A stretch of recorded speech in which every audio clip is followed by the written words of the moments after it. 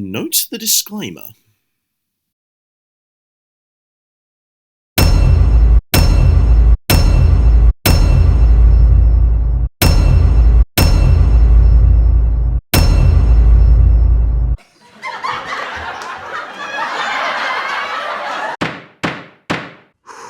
Okay, here we go. Focus. Car narration. Not narration, my man. This is McQueen talking to himself here, hyping himself up for the big race. Okay, I get that he's a race car, but he lives in a world where the cars are living things. So why would race cars ever spend time in a dark trailer waiting for some big reveal like a human world race car? Well, if you actually got that he's a race car, you wouldn't be asking this question. But since you did, let me break it down for you. The biggest differences between regular cars and their race-bred counterparts, like this McLaren 720S you see here, include ground clearance, body and detailing, and the tyres, since racing slicks aren't allowed on public roads, hence why they have to be transported in a trailer, much like McQueen is here. Are the helicopters anthropomorphic, or are there cars inside the helicopters flying them? And if these helicopters are on their own, why isn't there a whole world full of them having helicopter races? Given the existence of a character named Rota, yes, the helicopters are anthropomorphic. That answers the first part of your question. As for the second part, there's not really much of a point, since the film is called Cars. Ergo, it's focusing on them. There is no movie called Helicopters, and no, I'm not bringing planes into this. Also, I see Dinoco still exists in the living race car world, even though this is a completely different world than the one in Toy Story. Jeremy sends Easter eggs, and unless you were living under a rock, you'd know that Dinoco specializes in oil, which is what cars use in the form of petroleum, or gasoline for the American audience. If they were a car outperforming the others like this, especially at the end of the race, then the race wouldn't ever be in question. In other words, bull. Would you say the same thing about Usain Bolt or Novak Djokovic? Everyone has their own skills to apply to different sporting events, like Luke explains in his video on the subject. For me, I did running races in high school, and one skill that I had was that I'd conserve my energy and speed up when nearing the finish line. Also, different training regimens, like I talked about in the Surf's Up video. And this race, this is no different than a 10,000 meter foot race, right? Why would an event such as running be such a big sport in this world? Someone hasn't participated in an athletics carnival before, or watched the Olympics. The Olympics are the biggest sporting event in the world every 4 years, and the track events are the most viewed ones, arguably. So that answers that question. As for the first part, that wasn't really a sin. You just made an apt comparison due to the anthropomorphizing of the cars in this world. Also, if every part of these cars are actual living appendages and need to be changed periodically, like the tires, it really starts to make you ponder the question, if I replace all the parts of an old car, is it the same old car, or is it a new car? Sinning the ship of Theseus, for the second time in this series. Separate men and women's bathrooms open up the question as to what makes a car male or female, and how car sex works. That's not something the movie needs to cover, since this is a G-rated family film. Also, shouldn't this sexist joke about this long line of women cars be the other way around? Or am I being sexist thinking it should be another way? Actually, this is one instance of the movie being realistic, as there are biological differences between men and women, as well as hygiene differences and the layout of the bathrooms. Not to mention clothing can affect the time in there. I'm Bob Cutlass, here with my good friend Daryl Cartrip. Get it? It's just like the Flintstones, for cars. Jeremy sends voice cameos. This race also brings into question why there are nothing but male cars driving in it. Are male cars inherently faster than female cars? What kind of bull is that? Just for the record, there are female racers in this franchise, including Misty Motocross, and later in the trilogy, Carla Veloso and Cruz Ramirez. Also, it would be the case that the female racers either didn't qualify or lost before the Piston Cup. Or, just like with the bathroom analogy earlier, there may be separate divisions for them, and in other sporting codes, much like real life. There's no way the rookie can make it through. Not in one piece, that is. Daryl Cartrip would be excellent at CinemaSins. Since he was wrong here, this would be the perfect job for him. This maneuver is total bullshit, but if this really is a race like Daytona or something like that, this mega wreck would cause a delay or a stoppage that would freeze the action until it got sorted out. You say that as if the next scene isn't the starter waving a yellow flag, which would indicate a caution period due to a crash like this. He's not pitting! Wait, you're saying everyone pitted at the 215-mile mark except McQueen, and he's still somehow in the lead 80 laps later without pitting, and his car hasn't broken down? Well, if you let the scene continue, you'd see that he does pit, but only does a gas-and-go pit, refusing to pick up tyres, which causes a downfall later, as he was on track to win, but his tyres explode and he gets caught in a three-way tie. Cars should not have tongues, but whatever. Even if they did, the tongue extension should not count in this automobile race. Well, since you made the comparison of racing to running, sprinters like Usain Bolt or Peter Bol, among others, would usually have tricks like dipping their heads forward when they reach the finish line, because the only thing that matters is when their torso breaks the plane. Lightning sticking his tongue out before the finish line works in much of the same principle.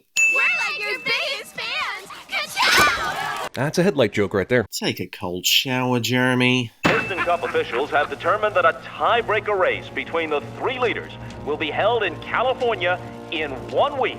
Hope you didn't have plans. Also, why not just f***ing race right now? And why is that gotta take place in California? No one was expecting a tie. And this would be a contradiction, Sin, since you sinned how short notice this was.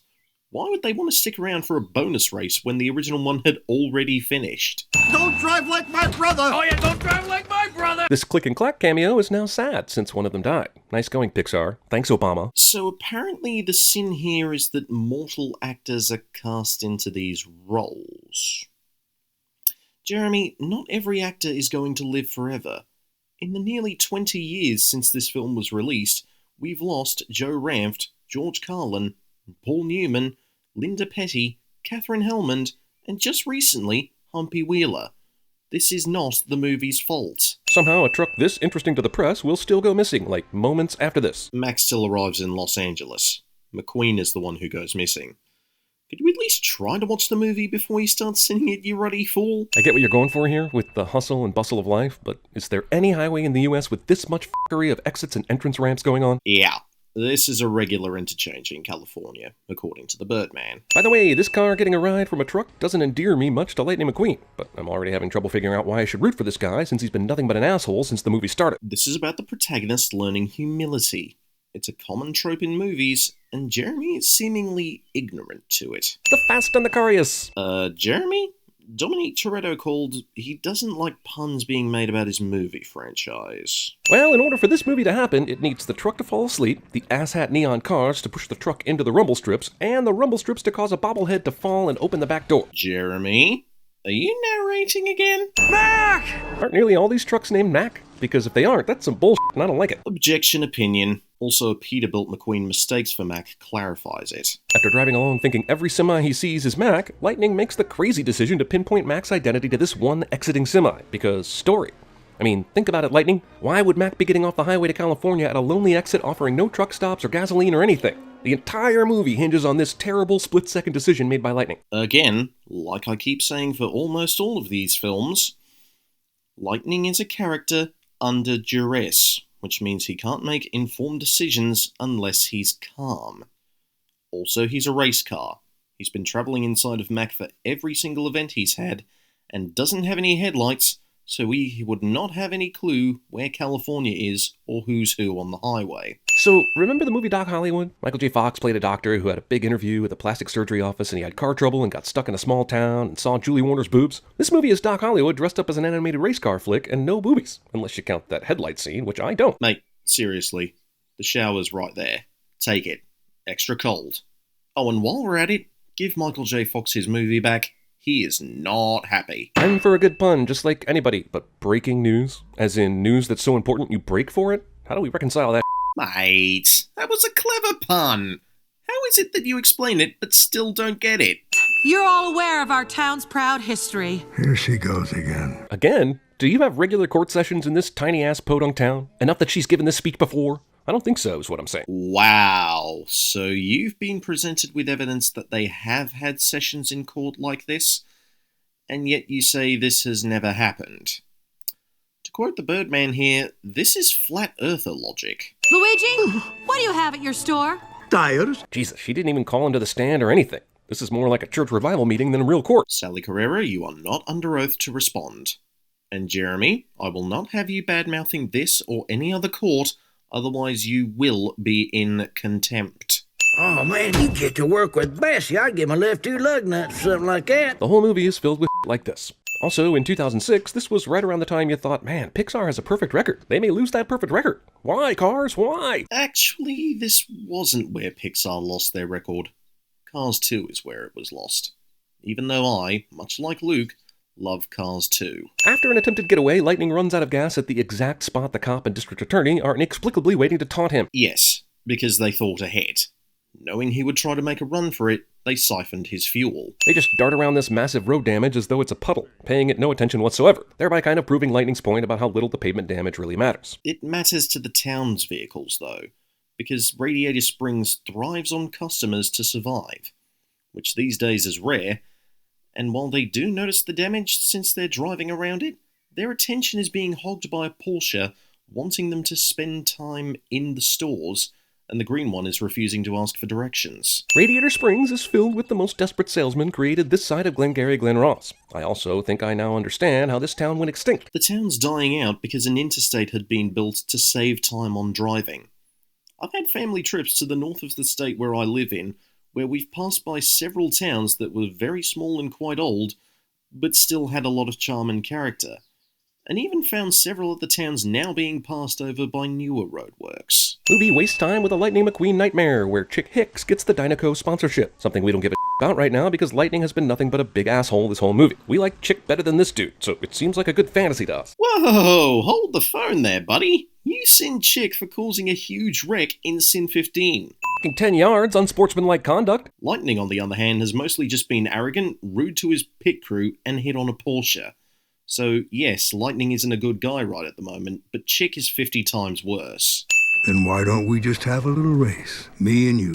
This guy is super flexible on applying the law after spending the first half of the movie being super stringent about it. Ugh, someone doesn't quite know what stringent means, because stringent means being extremely limiting, exact, and strict. That's not how Doc was. He was ready to throw McQueen out of the town simply because he's a race car, up until Sally convinced him to do community service. This race he's offering is on a track, something McQueen is already familiar with, and it's a private event only for the Radiator Springs residents. Wait, are those tire tracks in the sky? They have flying vehicles that make normal smoke, right? Okay, you're right about the air vehicles thing, but that's not smoke. They're condensation trails. Uno lapo. That is racist. By the way, nearly an hour in, and this guy is still a terrible person. Huh. And here I was thinking Italian was a nationality, not a race. And this isn't about Lightning being awful. Guido literally only speaks Italian, and since there's overlap between Italian and Spanish, being that they're both Latin derivative languages, McQueen's best shot is to try and use broken Spanish just to see if they understand. Mama ain't seen you that low in years. I haven't seen a road like this in years. Do these cars really never go anywhere? I mean, what's the point of being a car? Well, rarely do they leave the town, mostly because of their businesses. And Sally explains that she fell in love with the view and feel for the town after she got fixed up by Doc. If not that, then Jeremy sins agoraphobics. Just let them be, man. They have other problems to worry about without you sticking your nose in it. Huh. That punk actually did a good job. And it makes up for all the bad stuff he's done so far. That is accurate. But how is this supposed to be a sin? Porsche tramp stamp. Jeremy points things out on the screen, cliche. Tractor tipping's fun. Oh, come on. What kind of bullshit am I watching right now? A fantastic and funny Pixar film. Does that answer your question, Mr. Scott? You're in love with Miss Sally. Wait, did something happen in this movie that would make a love story possible? Have they spoken more than 50 words to each other? You really think someone needs 50 words or more to know whether they have feelings for another person or not? Lightning fell for Sally the moment she drove into the courtroom and asked her to dinner. Of course he likes her. It's actually insane I'm watching a Pixar movie right now. It's got so much filler in it. When it came to making this movie, I guess they just threw out that story first philosophy. Well, since you aren't paying attention to the film, that more so sounds like a you problem. Hey, Stickers. How did Lightning turn all the way around in this thing? Really? The half-turn jump wasn't enough for you? I like Sally as much as the next car, but cone-shaped clock, cone-shaped lamps, cone-shaped artwork, wallpaper, baseboards, flower pot, picture frame, and that's beyond the huts themselves. I think it's safe to say Sally took the cone theme way too many steps too far. Like, she might be a serial killer, for reals. Someone doesn't get the idea of themed businesses. Also, there is nothing in this film that tells us that. She's an attorney, not a mass murderer. This asshole dreams this for the... No. I don't have the energy or patience to cover this, Skoda. There is a story here, and you're just flat out refusing to pay attention. So here's an idea. Start the movie from the top, watch it, and maybe this time, pay attention. Lightning kicks this can, which causes a noise, which leads him to investigating and finding out Doc's racing past, which makes that the most plot-convenient can that ever existed in a movie. Oh, for the love of Chrysler. Everything in a movie is plot convenient. If it wasn't, it would be incredibly random and not enjoyable at all. He has a piston cup? 3 piston cups? No, 4 piston cups! First off, there's only 3, not 4. Secondly, Sesame Street called. The Count wants his quote back. He won 3 piston cups! He did what in his cup?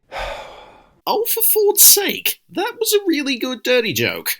Come on, let's take a drive. Tractor tipping last night, lazy afternoon drive today. It's almost like Lightning wants to follow the script more than he actually wants to get out of this town. If he didn't, he wouldn't have the character arc, and would still be an arrogant DeLorean.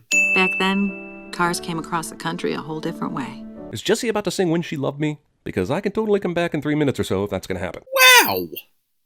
That was harsh. You apologize to Sarah McLachlan right now. Long ago, but not so very long ago. James Taylor singing wistfully about the past? It literally doesn't matter what else is going on in the movie at this point. I'm duty-bound to remove one sin. Ooh, another basin switch. This time for the better. Good on ya. And then the movie gets way heavy-handed about its small-town businesses killed by the rush of American commerce and kind of loses me completely. Again, this sounds like a you problem, and a bonus one for sinning reality again.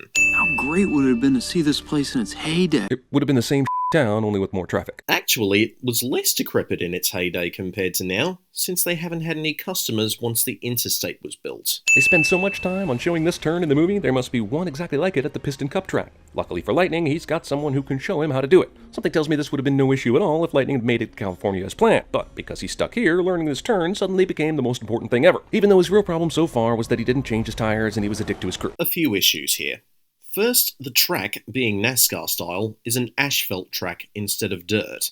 Therefore, McQueen is used to turning on it as opposed to dirt, which is why he went off the track at Willie's Butte several times. Secondly, if Lightning made it to California as planned, there would have been a risk that Chick would force him into the infield due to the fact that he's a dirty racer, and would most likely end up losing the race. When I finally got put together, I went back expecting a big welcome. You know what they said? Your history. I have never known a time in sports history when an athlete was still in his prime and got completely ignored just because that person suffered a season-ending injury. Well, I've got an example for you. What did Luigi tell you, eh? Wow, you were right.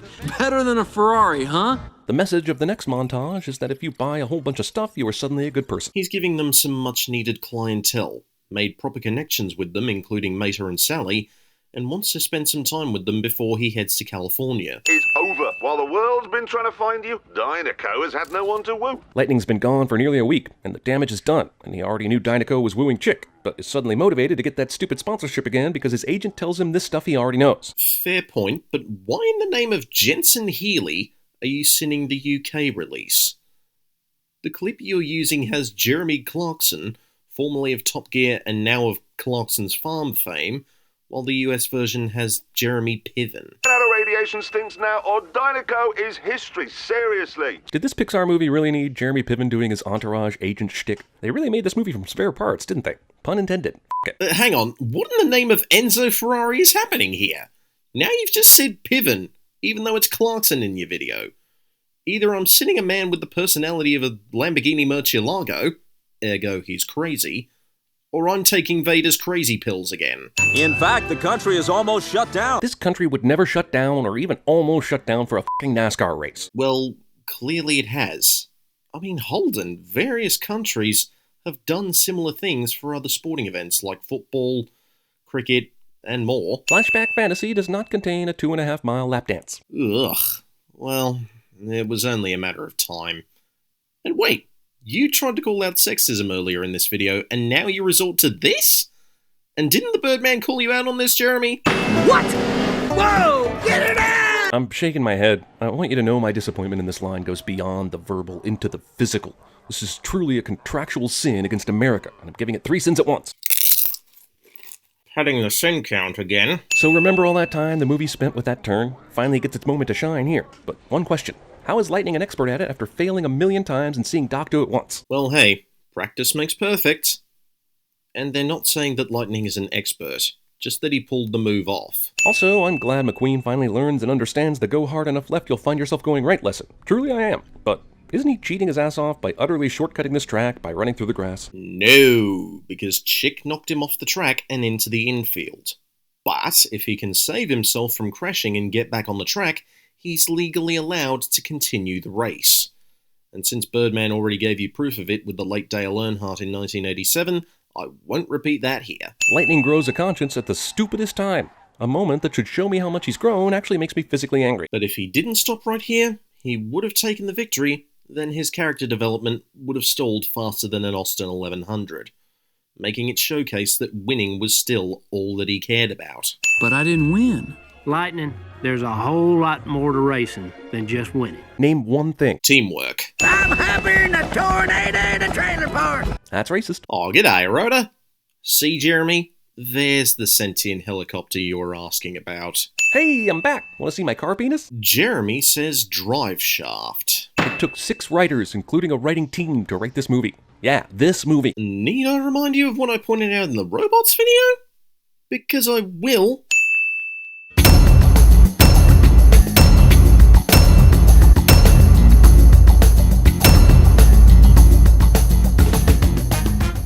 And with that, court is adjourned.